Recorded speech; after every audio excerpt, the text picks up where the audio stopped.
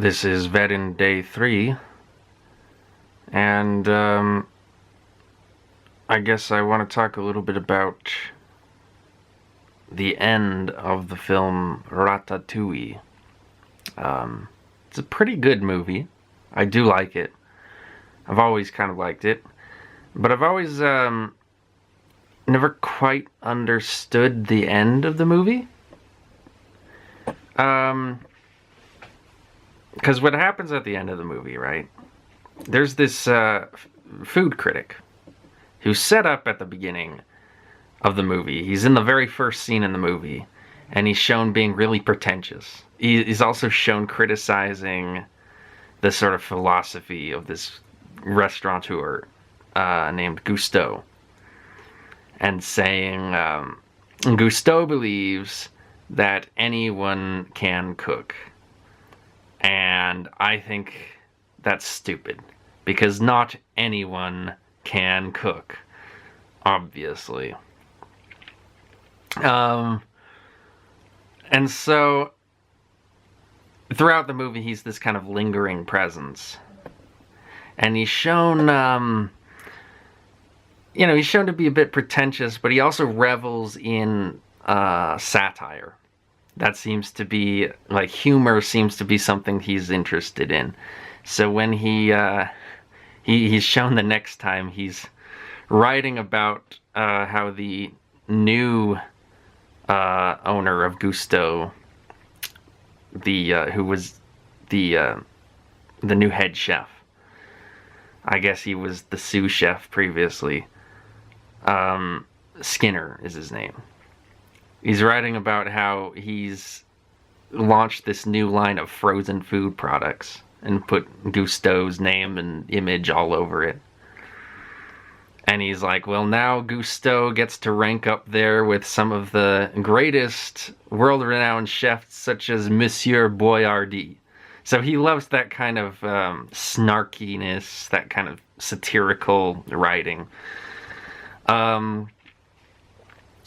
And he's shown taking great pleasure out of that line as he writes it. And so there's this kind of build up to this anticipation of how are we going to get this guy who seems to be so jaded about food, and especially about Gusteau's. How are we going to get this guy to really appreciate a new Gusteau meal? Because he's hearing all this buzz about how, oh, Gusteau's got this new head chef who's really good, and everyone's coming in for special orders, and it's like the restaurant has new life breathed into it. And so he's like, okay, I'm gonna come in and see what this new guy has to offer, and I'm gonna make a new review. And he kind of comes in, and he's kind of taunting him. He's he's like, all right, everyone thinks you're the new hot shit, but I just want to let you know that I'm not fooled by any of this. So you better bring your best to the table, or you'll get what's coming to you. I'll give you a bad review. So that's the sort of setup for what is the climax of the movie. And so what happens is that the rat, who's really the new head chef, the chef is not actually the head chef because he can't cook, but the rat cooks by controlling him with his hair, which is a really weird sort of contrivance of the movie, but it kind of works, somehow. You just kind of are like, okay, this is what they had to do to make this, and they come up with a lot of good cartoon gags to kind of justify it. They make it funny. But it does still feel very contrived. Anyway, the rat is like, okay, we need to give this guy something interesting. And so the rat has this sort of intuition. And that's the thing about the rat, is that what makes him a really good cook is not just that he really knows his way around flavor, But also, I think he knows his way around people and psychology and what they're looking for in food. And so he can just tell that what this guy wants is ratatouille. Which is kind of kind of funny in a meta way, because like, I don't know what the French word for rat is, but they mention it earlier in the movie, like when Linguini is getting drunk and he's talking about how ratatouille has the word rat in it. And so there's almost this sort of wink, like in serving him ratatouille, I'm sort of saying, yeah, this is a rat making your food. So there's a kind of joke to it. But also, Colette, one of the other chefs at the restaurant, is confused about why the rat is choosing ratatouille as the dish. Because she says, ratatouille, it is a peasant dish. Because I guess it's just a bunch of vegetables. Like, ratatouille, from what I understand, is like different squashes and like zucchini and stuff that are all just kind of stewed together with some sort of a tomato-based sauce. Really not not all that interesting of a meal, although they do make it up in a special way in order to make it the sort of, 4-star restaurant experience. They have this certain style of making the ratatouille, which is a way that restaurants will do it, where they'll, like, cut the vegetables into thin slices and arrange them in this elegant sort of casserole pattern with the sauces and everything, and then they plate it in a really particular way that makes it look elegant. But essentially, it's just, it's just stewed vegetables. And so he's like, yeah, no, this is the thing that he wants. I know that this is what he wants. Because the critic doesn't say what he wants. The waiter, played by John Ratzenberger, asks him, what do you want? And the critic says, I want perspective. And of course the waiter doesn't know what he means, because that's a really pretentious fucking thing for him to say, like, give me perspective. Nice, well-seasoned perspective. And he's like, what? And he's like, okay, if you cannot provide perspective, then at least provide me with the meal and I will provide the perspective. And he's like, your order, sir?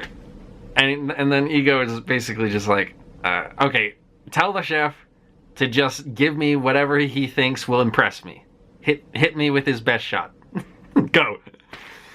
And so basically what Ego is looking for, right, I think, what he meant by perspective is he was looking for a meal that's going to challenge his perspective on food. Because what Ego really seems to want is a challenge. And so, because he's intellectual, and he's intellectual about food, and he's managed to take food, which is really this very basic kind of, enjoyment, He's managed to take that and transform it into something totally intellectualized in his mind. Which in turn, I think, has sort of made it difficult for him to actually appreciate food. Because what he really wants is a challenge. He wants food that brings something to the table that challenges his ability to intellectualize it. And if it doesn't, if it's just the same standard thing that he's had over and over again, then it just feels like there's no life in the food business. It feels like nobody's actually saying anything with their food. And for him, that's important. He's sort of convinced himself that that's important. And so the rat, I think, can suss out what's going on here. And so he gives him this ratatouille, which is like the most basic food ever. And it's sort of like he's saying, this guy wants to be challenged. He wants some really pretentious, unique flavor profile that really wow, and it says something, and it's like new. I'm just gonna give him the most basic shit ever invented. He's calling his bluff. And then that's the challenge to him. It's like, it's almost like an insult to his whole sort of pretentious way of viewing food. Like, see what you can make out of this. See what you can make out of the most basic ass shit. And what kind of takes him off guard is the fact that, okay, so this is what we see. The critic takes a bite of the food, and it reminds him of a time when he was a child and he got hurt, and he comes home and his mom happens to be making ratatouille, and she's not making it in the cool restaurant casserole way. She's just making it in the traditional style where it's just, you just throw a bunch of stuff together and stir it around with some sauce. But that flavor is like an early experience of him really loving food and paying attention to food. And it brings him back to that experience and sort of reminds him of why he got interested in food in the first place. That it wasn't about all the intellectuality of it. It wasn't about analyzing it. It was just about enjoying the flavor, and something as simple as that could get him interested in food in the first place.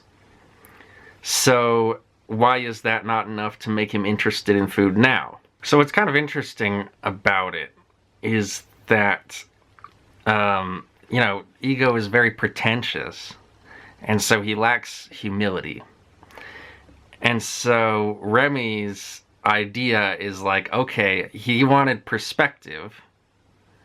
Let's give him the perspective that he lacks, which is humility. And so he gives him the most humble dish ever and says, figure this one out with your big brain, And then what's actually great about it is that ego shows that he actually does have humility somewhere inside him, because he understands the message that is being communicated by this dish. He understands that the chef was brilliantly calling his bluff. He understands that actually when he asked for perspective, he was given perspective. And that perspective was challenging his perspective. That perspective was sort of antagonizing his perspective, or flipping it on its head, getting him to see how he's gotten lost in his interest in writing, how his interest in writing has kind of eclipsed his interest in food. Because, food kind of became boring for him. It kind of became just an excuse to do more writing, which was the thing that he was really interested in. But since he was writing about food, it's like he was disconnecting with the thing that got him interested in writing in the first place. To really drive home what I'm trying to say here, he got into writing about food because food was interesting to him. But the more he wrote about food, the more boring food got, because writing also got boring. Because he had nothing left to say about food because he'd already said everything, and so he was like, now he was resorting to just snarky witticisms and satire just out of a desperate attempt to find anything interesting to say about food anymore. And he's like, come on, somebody give me something new to write about, something new. But it's that sort of aspect of he can't even really enjoy writing the way he used to because he can't enjoy food the way he used to because food isn't giving him anything great to write about anymore. So his interest in food and his interest in writing have sort of become attached to each other in this sort of negative feedback loop. And so the brilliance of this dish is it gets him to sort of reanalyze it and turn it into a positive feedback loop again, which is what it used to be. And so he like this whole sort of there's like a whole message that's being sent to him, that's being communicated to him in this dish. And he's like, I get it. This is so smart. And he's like, and so he not only loves the food, but he just has this intellectual sense of like, oh, you've bested me. You have understood me, and you have used that understanding of me to get the better of me. And now I have a lot of respect for you as a creative and as a great artist, which is what he calls him in his review, a great artist. So it made him the butt of the joke, because he's so used to making everyone else the butt of the joke in his writing, but being given this dish, it's like, oh, I get it. I'm the silly one in this situation. That's hilarious. I love this guy. And that's the kind of humility that makes him such a great character. And really, that's what kind of makes that whole review and the way his character wraps up in the movie so satisfying. Because it shows that he's not being pretentious just because he has a big ego. That's his name, ego. Because he has a big ego and he thinks very highly of himself. He's actually being pretentious because he's bored and he's just desperate for something to entertain him. That's why he says, if you don't provide the perspective, I'll provide the perspective. He's like, if you have nothing to entertain me, I will entertain myself at your expense. And then the fact that he finds out the chef is a rat is just further confirms this for him. And because the rat, is something which isn't even allowed in a kitchen because it's viewed as dirty and incapable of contributing anything good to the culinary world, only being a culinary evil. And this rat was somehow able to be such a great artist that it bested even his intellect, and it brought him home to what really mattered about food to him. That is an element of the story that I never really understood for years. Like, I never understood really why the whole nostalgic association of this dish made Ego just totally change his perspective on food and change his perspective on gusto and the meaning of anyone can cook. I was like, what? Where is this profoundness coming from in this analysis? And it's only recently that thinking about this scene, I've really only now understood how intelligent this scene is, because there's like so much really, I think, going on in the subtext of this character, but it's not explained, and you have to kind of read into it based on what you know about him. And I also really like how you have this contrast between him and Skinner, and how they're both sort of villains in the story.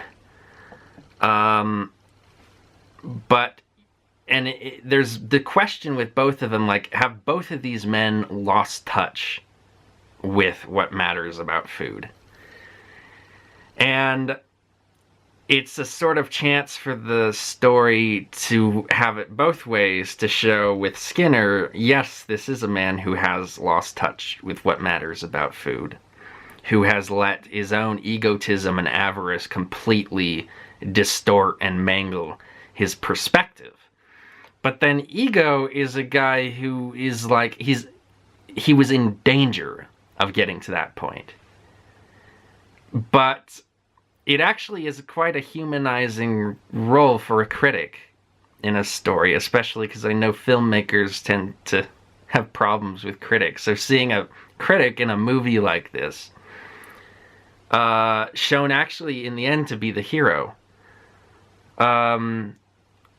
because in the end, I mean, he can be pretentious and he can be snarky, but it's ultimately because he loves the art of it. He loves the art of writing, and the art of writing is the only thing that could really impress him anymore, because the art of food became so boring to him, because it wasn't challenging him the way writing was challenging him. And so in order to appreciate food, he had to write about it and intellectualize it, and so it made food hard to appreciate, because food isn't supposed to be intellectual.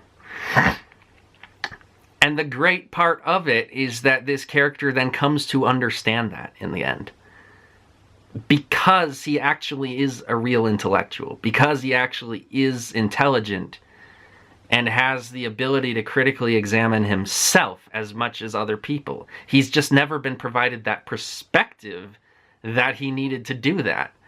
And so when he was asking for perspective, it's on the surface level, he's being a pretentious critic, you know, asking, give me something new, give me your best shot, give me something that's gonna wow me and whatnot, like, and just an unfulfillable demand, you know?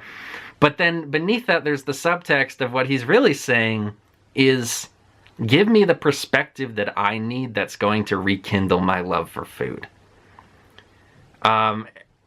Like, change the way I view my relationship with food. Do that for me, because I need that in my life. And this rat is the thing that gives him that. And that just blows his mind, and he's like, that was fucking amazing, 4 stars. I don't care if it ruins my career, because that's not even what matters to me anymore. I love the play, I love the art of it, and this rat is one of the greatest artists I've ever seen, both intellectually and culinarily. So yeah, great sort of way to show, I guess, 2 sides of the coin with these 2 characters who are both in this antagonist role. And you see both of them eating the food, by the way. They eat the same order. And for Ego, it's like a mind-altering experience, like a perspective-altering experience. And he drops his pen really dramatically on the floor, which is a great way to symbolize him sort of ceasing to intellectualize the experience of eating. But then with Skinner, like, his whole thing is he just wants to see the rat fail. And so he doesn't even really care about the food. He just wants the critic to write a bad review.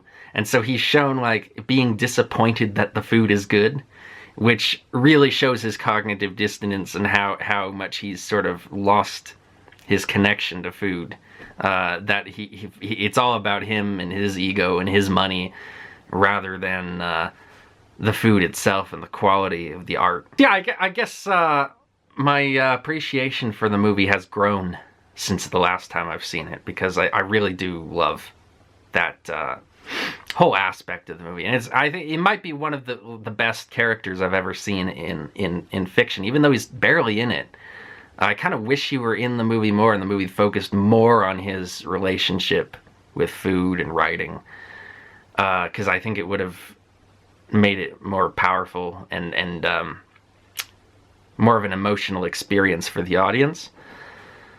But yeah, I mean, the character, I think, is like really well written and really interesting, and so I guess I just wanted to explain my kind of new revelations about him